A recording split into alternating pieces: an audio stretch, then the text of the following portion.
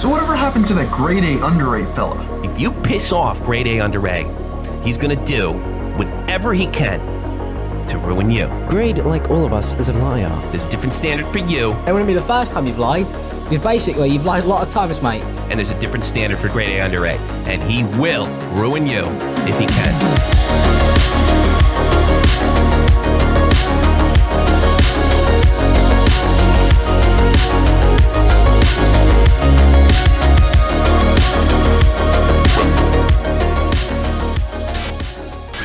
Hello ladies and gentlemen, and welcome to The Right Opinion, the home of a twat with too much free time. And today we continue the story of GradeAUnderA.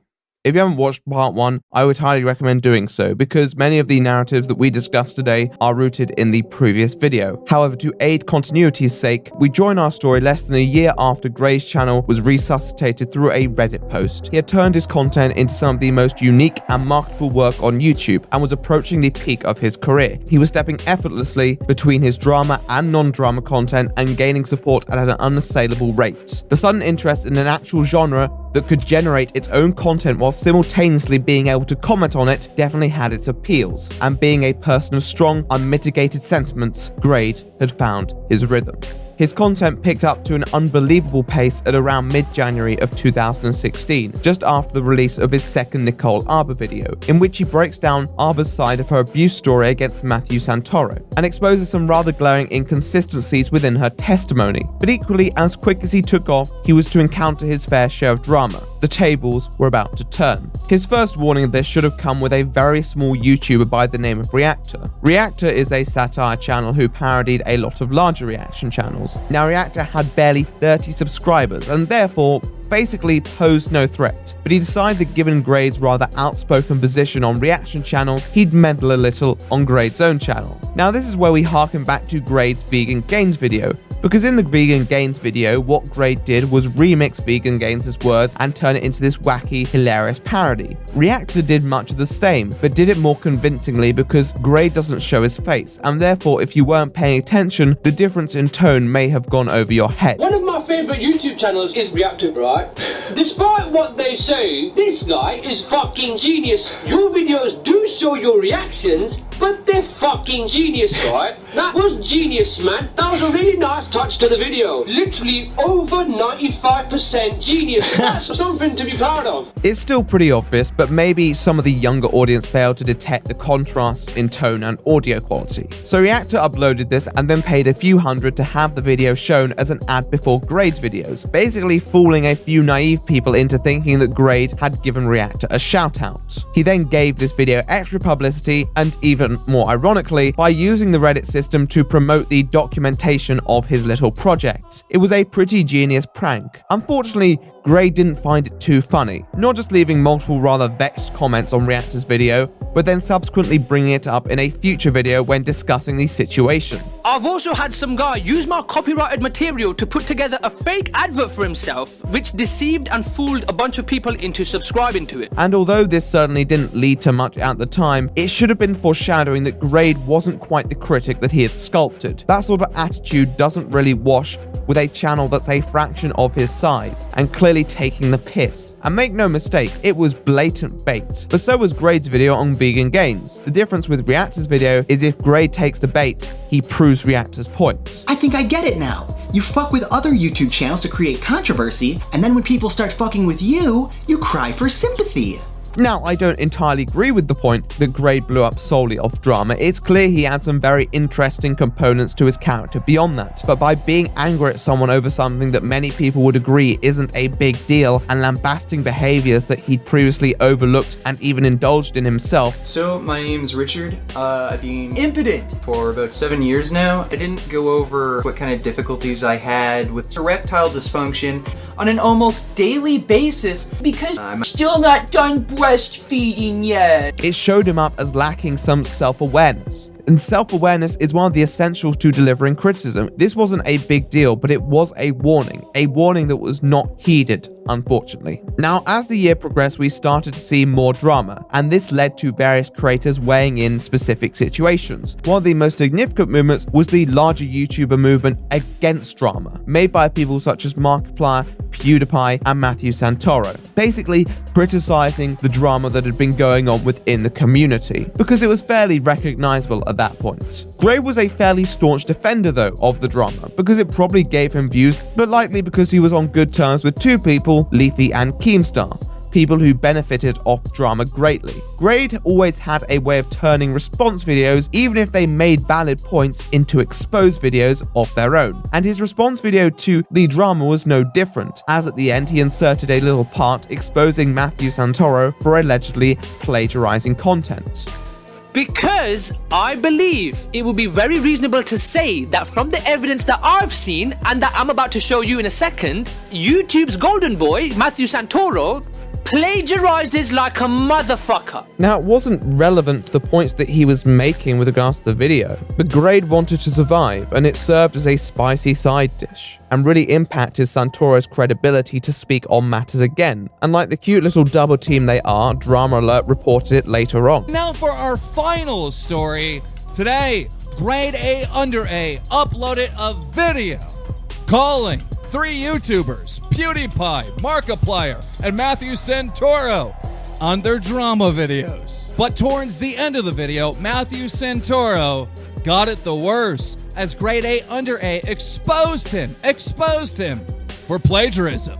This is all important information. In a Reddit Q&A on March the 3rd, someone asked Grade for his opinion on Keemstar. Grade replied that he liked him, and that he's genuinely been nothing but nice to him from the start.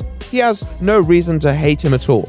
Grade loved drama, so it was only natural that he was going to love someone who supported that cycle, and Keemstar probably loved him for the exact same reasons. Grade would appear on Drama Alert and regularly interact with Papa Keem. However, as the year progressed, you got the feeling that Grade involved himself with drama for the sake of it being drama, rather than the fact that he actually felt strongly about these things. And when there were actual reputations of his associates at stake, he had a habit of going a bit quiet, such as the Leafy rant. Keemstar reported on it, offered H3 and Leafy a way to hash it out. Grade didn't really say much other than pulling the plug on a planned podcast between him, Leafy, and Sky Williams after having a serious conversation which they would rather not talk about. That situation was to become extremely messy in no time at all, but Leafy eventually emerged in just about one piece, partly due to the unity inspired by the Matt Hoss situation. But then barely 2 months later, the tables turned once more, when the man himself, Idubbbz, released a fairly comprehensive content cop on Keemstar, making him practically indefensible. And suddenly the drama came very close to home. But there wasn't a rush of responses immediately. No. This was to come in June, with videos from other creators like Pyrocynical also garnering impressive amounts of views. It's one of his most viewed to this day. The Leafy shark caught a scent of blood and decided to move in on his old pal, and going into battle alongside him was the man himself, GradeAUnderA. Keemstar seemed to be the easiest target on the platform. He was bleeding subs, and you would be very hard-pressed to find his fanbase outside of his own comment section, and there was a genuine expectation for his channel to just collapse at any moment. However, at this moment, the moment where everything seemed the easiest, the drama would bring them far too close to the sun.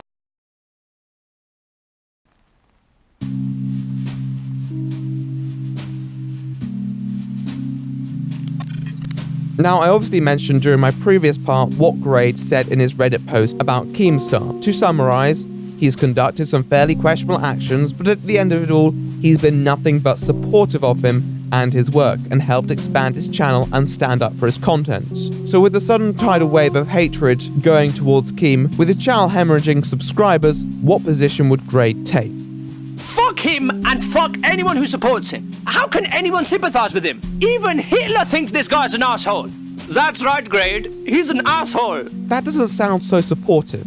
Now that clip's from his second part, but the first part is no less brutal. For context, With his old pal Leafy turning fairly viciously on Keem, Grade found himself back in the crossfire, but a fairly one-sided crossfire at that, with Leafy's video allegedly nailing Keem down for his behavior. The thing is that Leafy's video really pulls Grade into it and ties him in that future position that he has to take. This was probably done with some coordination. They're in this together, and this is important. I want you to hold this point in your head for later. And Killer Keemstar is pretty much the most hated man on the internet right now. So many exposed videos have been made on this guy, right? But they do nothing to him. He's the cockroach of YouTube. He keeps fucking surviving. But listen, hopefully that'll end with this organized attack that's been going on over the past week or two. Basically, the setting of Grade's 2 videos was that he was hoping he could be part of this extremely organized campaign to remove Keemstar from the platform altogether. He had noticed that there had been a run of videos made on him and thought that he could finish him off.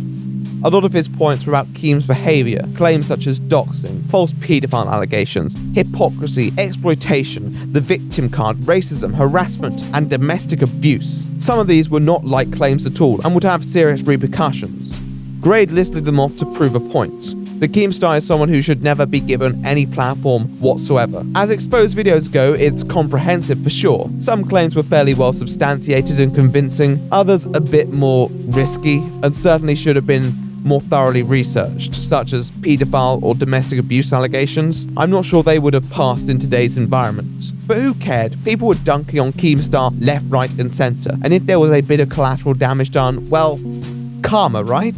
His channel was on his way down anyway. It wasn't like he was gonna come back from this. At the end of the video, Grade endorses Keem's #1 competitor, Scarce, saying that he's been killing it recently. This was an attempt to make Keem irrelevant and having a news source on the website that covered drama and didn't instigate it. This video won over a lot of people, and it still wins over people to this day, and I can understand why. But with all the information that I had researched with regards to this, I couldn't help but feel a bit uncomfortable when Grade was going off about how anyone could support him when he'd been supporting him less than a few months before. Now, what you could say is that he was ignorant to certain instances, and the unearthing of these instances in the following months had shifted his position. But it's hard to fully believe that perspective when certain examples arise, such as his false pedo allegation against the YouTuber RS Glory and Gold that happened in around January 2016. Now, everyone knew about that, but Grade seems pretty harsh in how he frames it.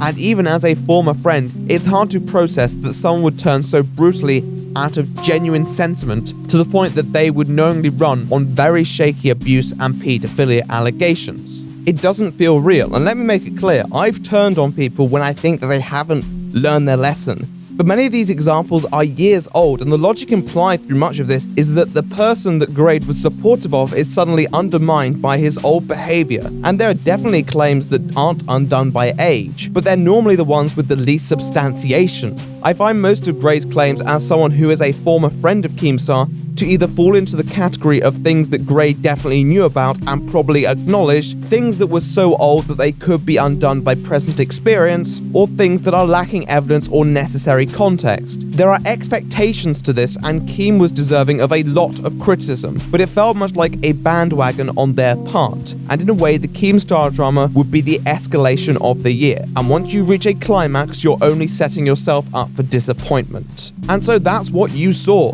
a gradual tail off until September, at which point, of course, Idubbbz dropped his content cop on Leafy, and there was once again an immediate effect. Now, I could talk about Idubbbz's content cop forever, there's a lot to say about it, and it's probably better that I save that. But the real telling effect of it is that it hit Grade too, even though he only made one very brief appearance in it. Grade, he said a bunch of critical shit of Keemstar, but then on top of that, he couldn't just leave it there. He had to say that Scarce is killing him recently. Go subscribe to Scarce! Don't subscribe to Scarce. I know I'm months behind on this one, but subscribe to Scarce when his content gets better. Scarce is overweight, but more importantly than that, Scarce is boring. Grade A and Leafy, complete fucking retards. Actual retards. Yo, is this person fucking retarded? Yes. Yo, is this person fucking retarded? Yes. However, I think the moment that broke both Leafy and Grade's credibility was this part. If Keemstar's a rat, then Leafy is a fucking snake. Greasy, slimy, slithery cunt. And I say both Leafy and Grade's credibility because, as I mentioned earlier, Leafy and Grade tied themselves together in that drama, that personal experience with Keemstar. Idubbbz quote calling Leafy a snake is no less applicable to Grade. Both of them purposely distanced themselves from someone who they knew much better than they let on. And even if the criticisms were legitimate, you turn it back on them and say, well, why did they associate themselves with him in the first place if they were aware of this? Idubbbz in a very short amount of time revealed Leafy and Grade for the fair weather friends that they were. Idubbbz's video also came out at a time where the hype around Grade's channel was rather low. There was a significant lack of drama occurring and Idubbbz had the chance to really halt whatever momentum they had. And he did. Grade lost 3,500 subscribers on the day of the video, and this wasn't going to ease up in the following weeks. A lot of people wonder why Idubbbz's video hit Grade, and in particular Leafy, so much that it caused long-term damage. Well, partly because their appeal was based on their credibility as creators, and Idubbbz fundamentally managed to undermine that. Equally, Idubbbz is a person with such a clearly defined moral compass, regardless of whether you agree with him or not. It makes it very hard to turn around to him and try and lecture him on anything. Grade once again found himself in the crossfire, with the person he went into battle with now taking significant flack. How could he respond? Well, let's discuss that.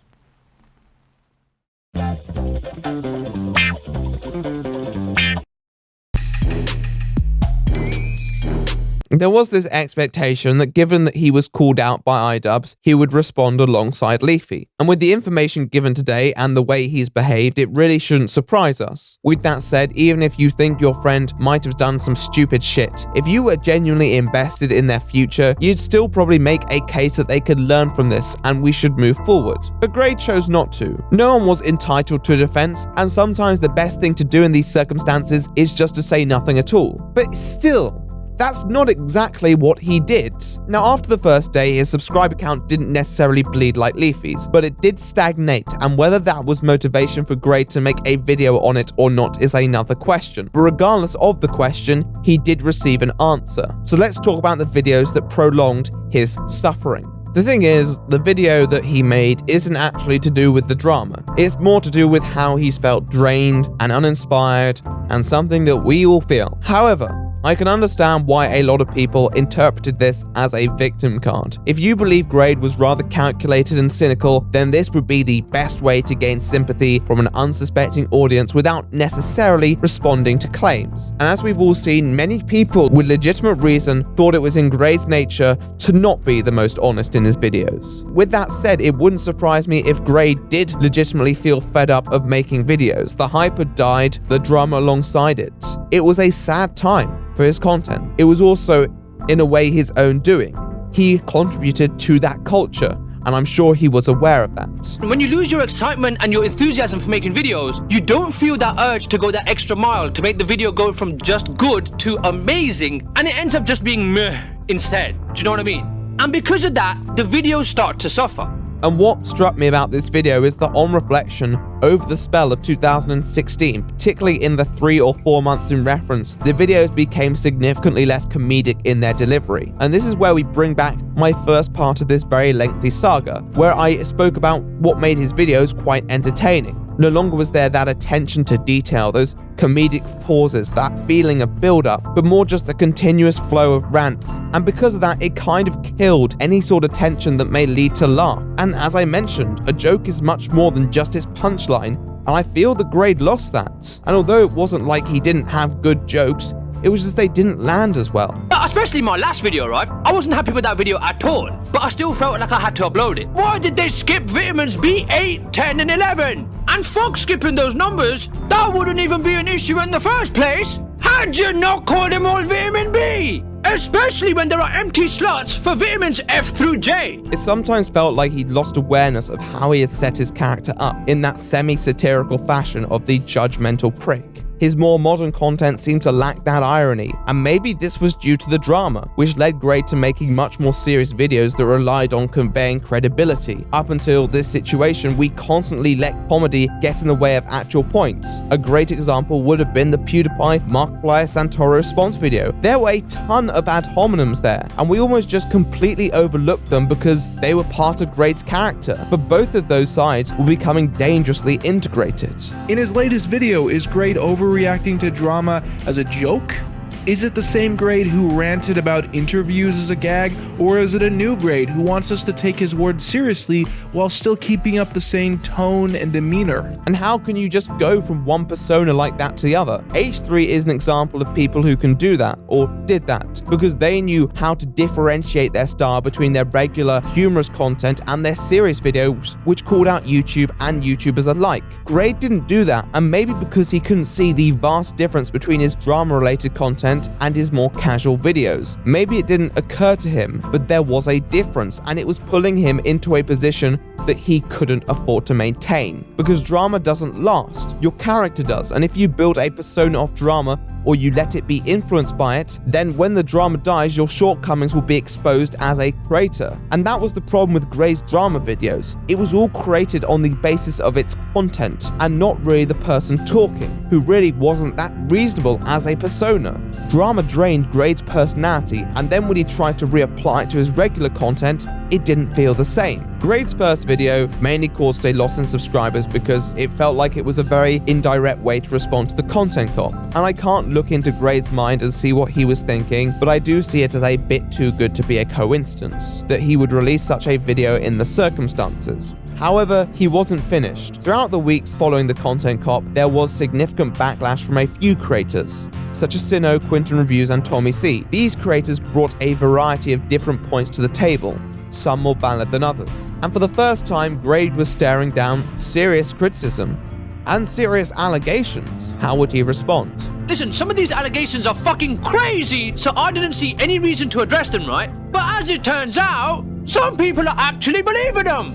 Seriously though, YouTube's not the site that it used to be. It has gone from this to this. People are desperate for drama. So I need to quickly address all the allegations in this video before they start getting out of hand and I'm being accused of planning 9/11 and being in the fucking Illuminati. Right, with all the context now of this video, you can't even begin to comprehend the irony of this. A person who was more than happy to make weak claims against someone else is now outraged that other people are making weak claims against him. Once again, some are valid, some are not. But then he has the audacity to pull this YouTube isn't the same anymore card despite being a torchbearer for drama. The video comprises of him responding to a few claims, most of them strawmanned in a way that made it easier for him to respond to them, because that's what you can do when you're the person acting as your own critic. And yes, sometimes it can be entertaining or funny, but it should be acknowledged as a comedic measure, not an actual argumentation strategy. Well, you know what I heard? I heard Grade is a pedophile! And this video is where I think the wheels really started to come off the Grade train. Let's explain why.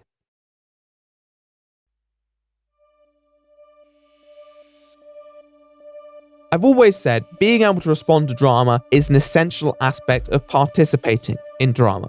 Grade's response may have worked at the time with his fanbase, but in retrospect, it does not hold up at all. Not in my opinion at least, especially with the context considered. He said some insanely racist shit against minorities, and I'm a minority myself. And people say it's a business decision. These are words that came from his mouth and his mouth alone. So if I don't stick by my racist friend and tickle his balls while he makes racist statements about a group of people that I myself belong to, that's backstabbing, is it? I'm sorry, as racist as what Keem said was, it bemuses me to think that Grade had only just found this years-old content out that was well known throughout the community, and at that point, after everything, decided to break off a friendship of which he had described Keemstar as nothing but supportive of him, rather than confronting Keem about his transgressions. By comparing Keem to a member of the KKK, it just shows how redundant these arguments are and completely dismissive of all context. It's quite funny how some people only care about racism when they can use it to prove a point. I mean, you could literally have a logical fallacy day out here. He starts off with the straw man. You and Leafy backstabbed Keem and only made the videos against him as a business decision. Then he makes a false equivalence, before gaslighting his critics, implying they've been manipulated. And YouTube really that easily manipulated? Fuck me, man. I guess this thing works better than I thought. I should invest in one myself. He then responds to the allegation that he inspired $1 million lawsuit against Matthew Santoro, which should be an easy thing to respond to. I mean, no one has any evidence of that. Just say it's not true and that that didn't happen and the burden of proof is on your critics. But he takes it down this very bizarre route. I'm an online cartoonist who can barely draw. Yet despite this, I apparently encouraged a large company to file a $1 million lawsuit against someone. Guys, he's an online cartoonist who can barely draw. He has no influence, bar the 3 million subscribers, of course, but don't mention them. Like, why would you say that? I'm a guy who speaks into his microphone and lives in a one-room flat. What influence do I have, guys? Don't listen to me. Now, I don't necessarily believe the claim, but to respond to the claim saying that you don't have influence is a weird way to respond. He then basically spends the next part of the video working out how to disassociate him from the narrative that grouped him and Leafy together. Fuck you, Grade. You and Leafy. Listen, like I said, right? I am not Leafy. I honestly cannot fucking believe that I'm having to explain this, right? But this guy is not this guy. And I'm getting dragged into drama that has nothing to do with me because of this. Like, for example, right, during the Idubbbz and Leafy is Here drama, despite me being neither of these two YouTubers, some people expected me to get involved in this drama for some reason. Essentially trying to untie the anchor from his ankle. Despite the fact that he was boasting in his original video on Keem, this was very clearly an organized attack, and joking about the actual vocal association in other videos. But listen, hopefully that'll end with this organized attack that's been going on over the past week or two. First Pyrocynical, then Leafy, and now I'm making a video on Keemstar. Listen, I don't want to make a big deal out of this, right? But this many YouTubers of this size making videos calling out Keemstar, realistically, will not happen again, right? If you hate Keemstar, this is your one chance to get rid of him. So make it count. You can't pretend that never happened. What is there to say? I could go on and on about this response video, but in my opinion, it is fairly terrible. And although it still received moderate support at the time, he was digging his own grave. With this video came another hit to subs. The sharks were circling. He was called out publicly for some meltdowns that happened in the months prior. Some on Reddit, some on stream. Go read that comment. Go tell that fucking whore that's a mod on my fucking subreddit to link you to what I said to delete. Go tell her to link it. It's not bad at all. But why? Why was this happening? This person who had literally forgot his channel existed at one point, who clearly didn't consider YouTube a big deal, was now being perceived as this megalomaniac, and not without evidence. Well, I guess it's just the rabbit hole that sometimes people fall down, and in a way, we all fell down it with him, because he was one of the original guys who went after these creators and exposed them. Vegan Gains, Nicole Arbour, even Ray William Johnson, but at the same time, they weren't the hardest people to go after. They were targets for whom we didn't really care how they were treated, just that they were sorted out for one reason or another.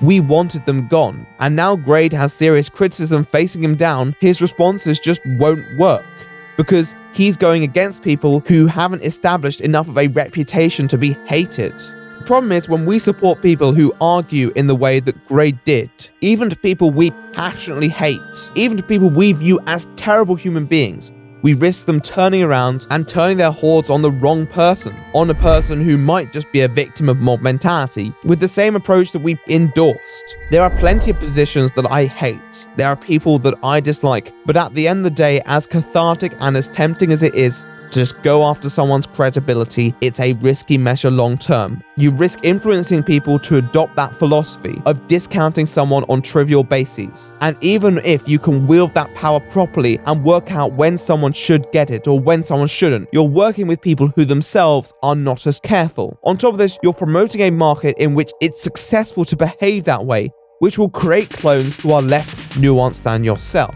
Now, I want to make it very clear, we are allowed to make fun of each other. We are allowed to make fun of other commentators, even if the joke is lined in a level of cynicism. But mockery of someone's credibility is not a sufficient substitute for a point. Maybe complimentary in some instances, but not as a substitute. Grade was successful because his persona often disguised how some of his videos did tend to lack validity. Not necessarily to what he was saying, but to the discussion that was trying to be had.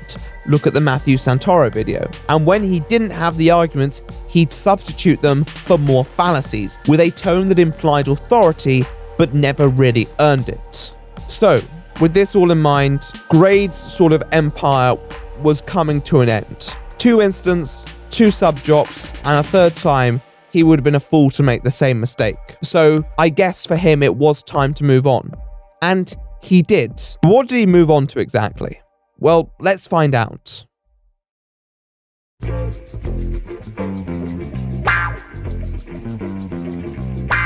So with all this behind him, Grade decided to turn back to the light-hearted genre of politics. Yes. Now remember, this is towards the back end of 2016, and that means it was the presidential election time. Donald Trump and Hillary Clinton were battling it out for the White House. Grade decided to cover this topic more meticulously than any of his previous situations, releasing a total of 5 videos, initiating with a critique of Casey Neistat, following into reviews of both the main presidential candidates, analysis of the American voting system, and concluding with a review of the reaction to, spoiler alert, Donald Trump's victory.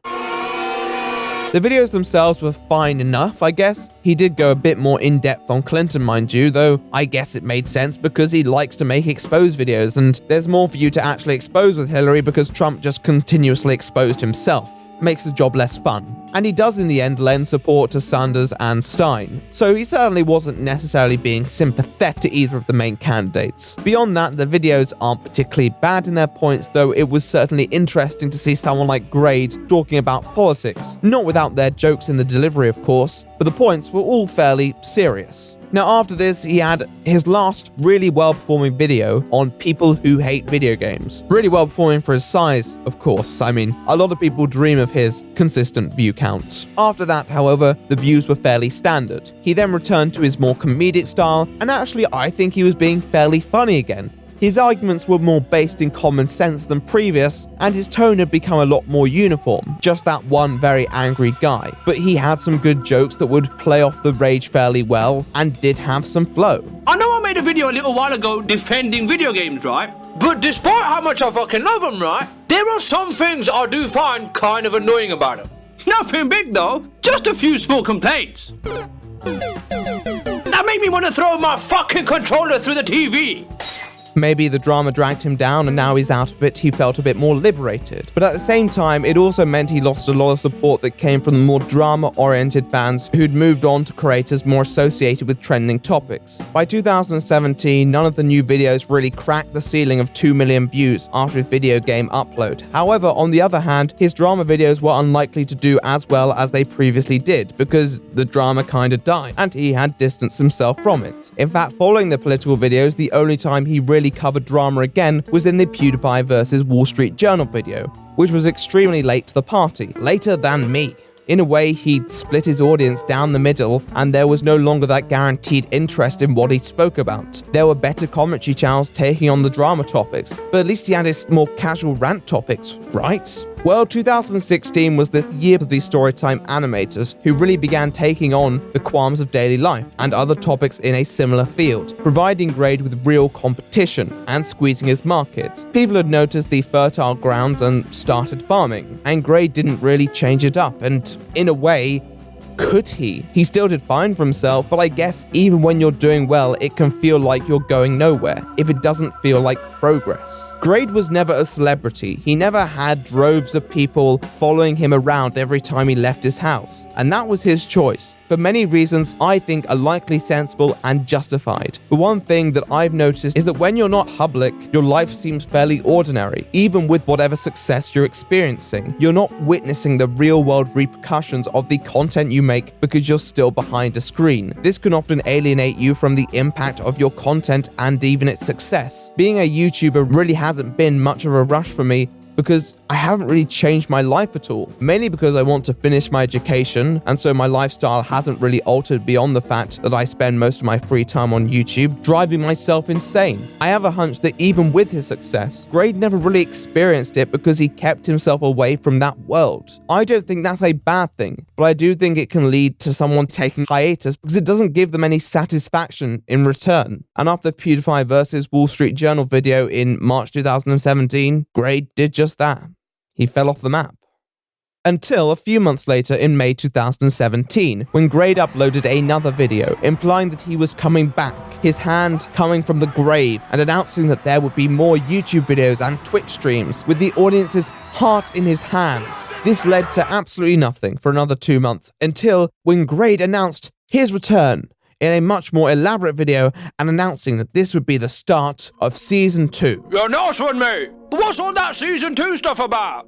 First of all, I've been gone for a while, so it just seems fitting for a start, right? And secondly, not gonna lie, I do want to tweak my videos and make them a lot simpler, like they used to be before. In his video, he announces how he plans to go back to his more grassroots comedy, as it used to be, how he realized that pleasing the algorithms and merely appealing to trending topics just leads you to hating your general experience as a YouTuber, and why he was not going to conform to it. He also rants about how Jake Paul is ruining the site and driving all creativity down with it. He says he's been working on videos since the week before his upload, so understandably, many people were excited to see what he was going to bring to his next video. If we ever received a next video, which we didn't for a long time. I don't think Grade was trolling when he uploaded his return videos. It would be a pretty funny troll, but I think it was very probable that he did have trouble being in the mood to record his content and finding that recipe that worked for him all the times before. Drama is a rush. When you're involved in it and you have the power to end careers, it's like you're Thanos with the Infinity Stones, and then it's gone, and you can't recapture that. And sometimes when people can't do that, they just lose faith. Normal content is a rhythm, and to find that you have to have a grip on what you're creating. A rush will disrupt that rhythm. Grade did eventually return at the start of this year. We all had the sinking feeling that he wouldn't stick around because although the hype for him was here, it was more an anticipation about his return rather than actually investing in his content. His return video performed excellently. The videos following it, not so much. Do I think Grade regrets the drama? Maybe he does. At the time, I can see why it's so enticing to get involved. But looking back on it, his content that had the most longevity are the videos that aren't on drama. The content that is just about everyone's daily lives, because people's lives aren't going to be changing soon. At least I don't think they are. And therefore, when you make content about that, it's always relevant, no matter their demographic or the time that they're watching the video. Back when this screenshot was taken at the start of 2017, you can see that the difference between these two videos is around 100,000 views, and yet returning to his channel, we can now see that the difference is approximately 2.1 million. There's a reason for that, and I think I've explained it. Grade never really abruptly lost any of his momentum because many people adored his style, to the point where he could probably just spend a whole video farting and it would crack 1 million views. But from his perspective, it probably drained him. Also, the new copyright system hasn't helped his videos, with many of them being claimed retrospectively due to his use of music in transitions. All in all, I can see these instances being fairly demotivating for a creator who fed off excitement. Grade is just another casualty of the drama, regardless of whether he was right or wrong. None of the creators who were really there in the midst of that 2016 mess are really doing it with the same passion. H3 has taken hiatus on his channel, spoke about being drained. We all know what happened to Leafy. And although Idubbbz has arguably become the kingmaker of commentary, he hasn't made a content cop in a while, and he doesn't really talk about it, and there are rumors that he doesn't really enjoy its legacy. I mean, I wouldn't either. That's a huge weight to deliver some world-destroying criticism. The only person who really came out happy was Keemstar, and that's because he's insane and lives off drama, and creates it when there isn't any. Grade burned everyone in his path and then stood in the ashes and asked what happened. And that's why I don't ever think he'll fully stick around, because Grade is a person who became reliant on the environment to power his content from. Reddit to drama alerts. And now he's just another guy making videos. Even if they pull views, he's gonna have trouble building a community because many creators don't trust him, and he probably doesn't trust them either. The days of old commentary are over, and Grade just doesn't belong. And that's a shame, because his content did have value. With retrospect to my previous video, I think it's fair to say that there are many elements that caused the rise of GradeAUnderA, but ultimately, it was the drama that caused the fall. I don't know if he'll ever get that back. With that said, I don't think there is an animosity to reflect upon his content with. I think he didn't always handle things with the right demeanor, and he was definitely sucked into an addiction that ultimately left him worse for wear. But he still had a great cultural impact on the site, and his content is still important to this day for many, many reasons, and you can't take that away from him. So, as much as this is a discussion, a discourse, a critique, it's also a tribute, because there is no one quite like GradeAUnderA, and I don't think there ever will be. So that was the video rounding off the 2-part series. I really hope you guys enjoyed it. Definitely some of the longer stuff again, being the fact that I had to split it into 2 parts. I would love to hear any thoughts in the comment section below. Really interesting discussion. I want to give a big shout out to my editors who've done a fantastic job. I'm going to leave their links in the pinned comment. Please go and check them out. They do stellar work, and I'm sure this is going to be a marvel to behold. I really hope it is, at least. I also want to give a big shout out to my Patreons, all up on stream right now. The shout out to the $50 Patreons. You can't ignore them. Evening Steel on $50. Connor on $50, alongside some hullabaloo. And $100 is Brandon and Ryan. Big thanks to you lads. Thank you so much. You're making a great difference, so I really appreciate it. If you want to contact me, you can reach me on Twitter at The Right Opinion, Facebook, Discord, links too in the pinned comments, all gonna be there. And if anyone else needs me for any other purposes, that's where you can find me. I don't really have too much else to say, so I'll just leave it here and say thanks again for all the support. I'm The Right Opinion, and I'll see you in the next one.